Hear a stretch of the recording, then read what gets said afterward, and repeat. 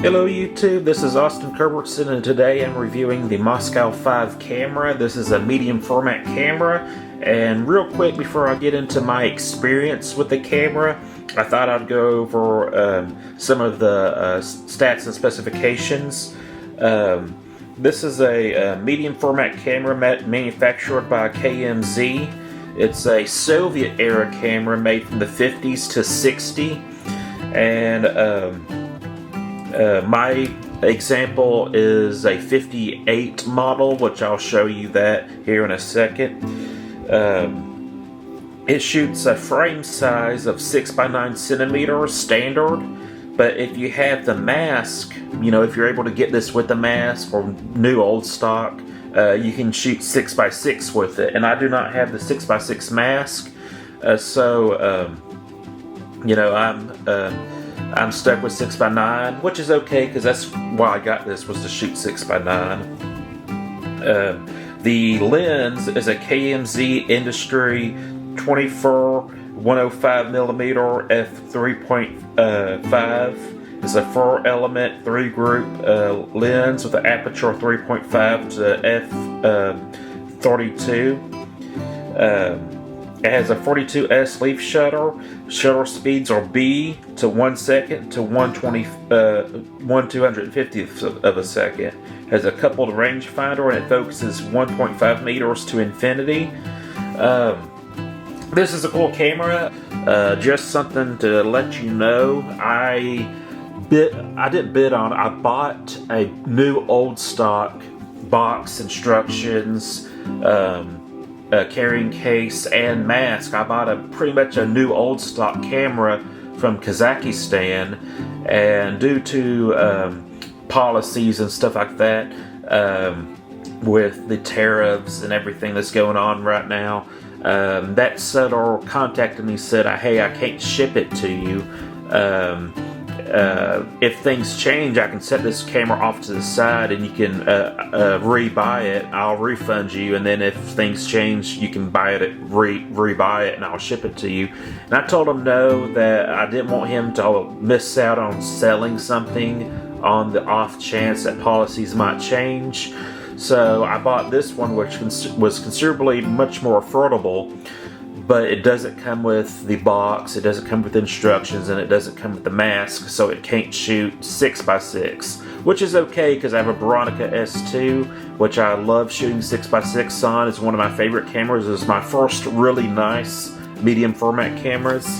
But just so you know, you got a little selector right here where you can select if you want to shoot 6x6 or 6x9. And the reason why I got this was to shoot 6x9. And so this is your 6x9 frame counter, and this is the 6x6. And this does not move, so that's why they have it taped up. But you can open up the window, and then when you wind on or advance the film, you can actually see the numbers on the paperback of the film that you're shooting. I don't know what these numbers do. This is the shutter button that does not work, but there is a workaround where you don't need to use the shutter button, but it is a little bit inconvenient. But just know, if you buy one of these cameras and the shutter doesn't work, you can still use it if it's in decent shape. This is to deploy the camera. So this is obviously a floating camera. You press on these little struts right here, and you close the camera. And when you want to open it, you just press that button and kind of tilt it to the side, and it opens. You got your rangefinder right there, and you look through this, and you turn your bezel on your focusing, what's your focusing bezel, and you have a rangefinder. And this, in combination with a rangefinder, that's how you focus. And for those of you who are not familiar with rangefinders, I quite enjoy them. So with a rangefinder, you'll see a double image. So if I'm pointing this at a Coke can, you'll see two Coke cans, and one of them is going to be kind of ghostly, kind of transparent. You're going to have a ghost image of the Coke can, and then when you focus, they'll become one image, and that's how you know that you're focused. So you flip this up to focus when you're looking through your rangefinder sight. And then when you want to compose your shot, I prefer to close this and compose through this viewfinder right here. When this is up, it gets in the way of the viewfinder. You can still shoot with it, but I just prefer to put it down. Most of your operation is going to be done on the lens, so this is kind of hard to do behind a screen. This is your shutter speed right here. So you select your shutter speed by spinning this bezel, and like I said, it goes to the bulb to 2/50th of a second. This is going to be your aperture. Something that's a little bit different with this camera. If you're used to shooting 35mm or most medium format cameras, you're used to just when you advance the film, you just press the shutter and it goes off. This, you have to cock the shutter, and usually you would press this button to take your shot or release the shutter. But there's a workaround. You got this level right here, and my shutter button isn't working. But if I want to take a picture, you just press that lever right there. I'm going to change the shutter speed so maybe you can see what's going on or hear it. That should be bulb. Press that. Then, so there you go. But yeah, it's a really cool camera. I'm going to show you some pictures here in a little bit, but just for now, I'm going to close this camera and show you a couple things on the back. You got your KMZ logo right here, and this is your serial number. And whatever the first 2 digits of your serial number, that's the production date. Mine is a 58, which is one of the common models. And you have a little slide right here. What you do is you press that slide up, and then this comes off. And this is your take-up spool. You turn this and pull down, and you remove your take-up spool, and you do the same thing, try to get it in frame. Turn this and pull back.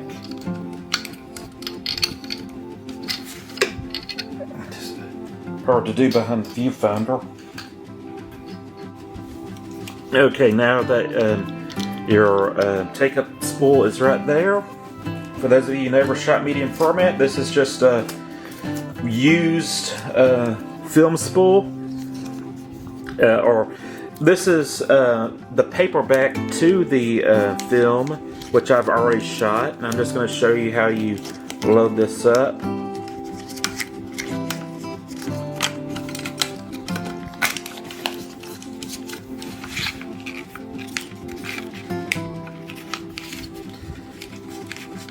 Put that in your take-up spool, and then you're going to spin. Obviously this has already been shot, so it's going to say exposed. You wind on, and eventually you're going to get some numbers on this paper. And before, this has already been shot, so the paper's reversed, but you'll have this on, and you'll pull this back and you'll be able to see the numbers through this window.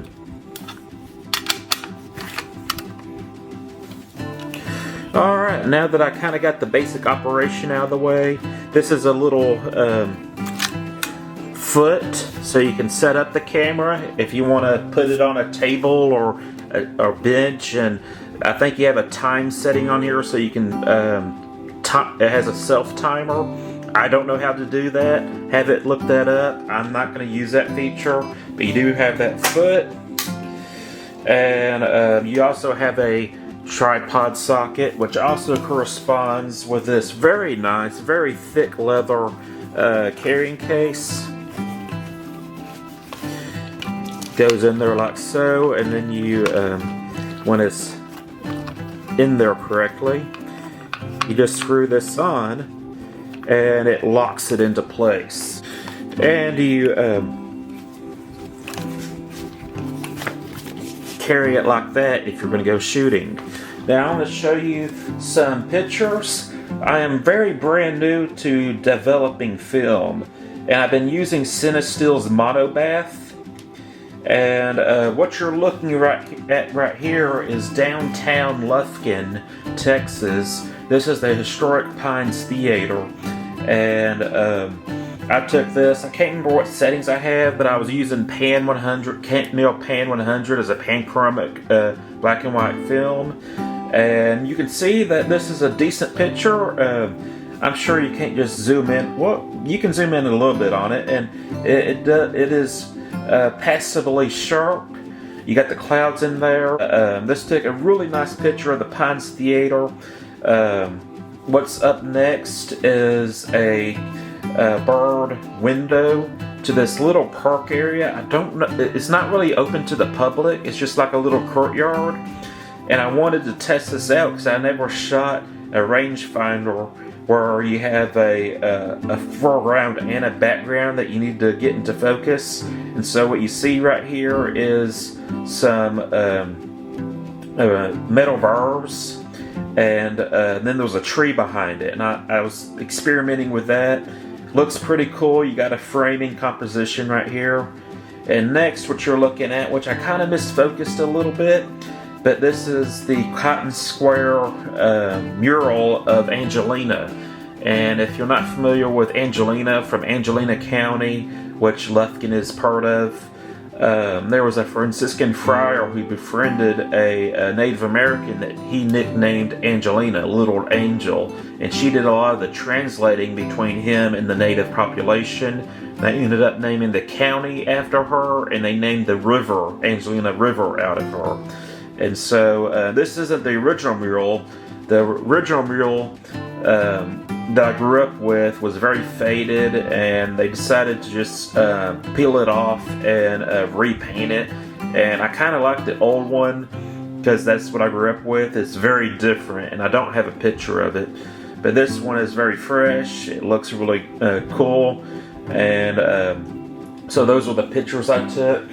I took some other pictures at Pelican Point, and they're not as good, and I actually botched up the developing process.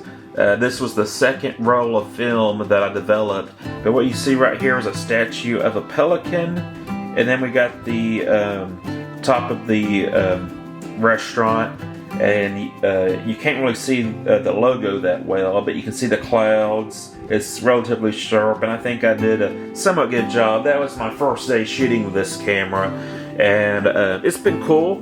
I really love the thick leather case.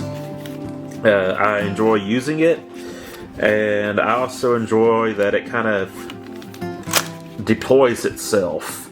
And something else I really enjoy is, like, you basically have a large format lens on here. So I have a speed graphic and a Intrepid field camera, and so this kind of reminds me of the lenses that you use on those field cameras and press cameras. You do just about everything on the lens, and so yeah, it's cool. It's a cool camera, a cool little commie camera. I'm not a fan of communism, but the Soviets made some really cool cameras. This was modeled after a Carl Zeiss Icon or Super Icona, and is actually superior in a lot of ways. So you shouldn't feel like you're getting an inferior camera by buying a Soviet camera. So that's the video. Hope you enjoyed it, and hope you have a great day and keep shooting.